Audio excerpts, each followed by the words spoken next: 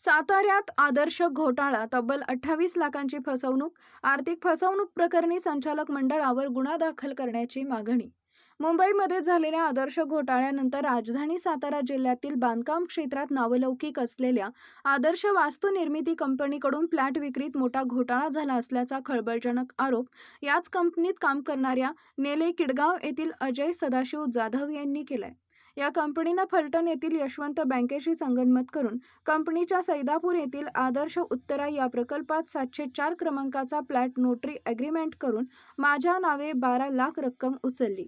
मात्र ही रक्कम बँकेस न भरता असणारा फ्लॅट ही तिसऱ्याच व्यक्तीला विक्री केल्यामुळं अजय जाधव यांच्यावर आता आत्महत्या करण्याची वेळ आली आहे. याबाबत त्यांनी कंपनीकडे मला फ्लॅट द्या किंवा माझं कर्ज भरा अशी मागणी केली असून याबाबत कंपनीचे सर्व संचालक टाळाटाळ करत असल्यानं संचालकां मंडळांवरती तात्काळ आर्थिक फसवणूक प्रकरणी गुन्हा दाखल करण्याची मागणी जिल्हा पोलीस अधीक्षक यांच्याकडे निवेदनाद्वारे केली आहे.